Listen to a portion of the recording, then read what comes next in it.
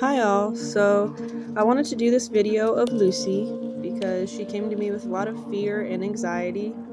It took me a whole week just to earn her trust, and distance was a thing that was very hard for her because she had to be around someone. She couldn't be calm and confident on her own. So I wanted to make this video just to show that she can be by herself and she is confident in herself now. She doesn't need the assistance from other people. Now, she does break a couple times, but this is great progress for her since distance was such a hard thing for her to accomplish. I will post up a progress video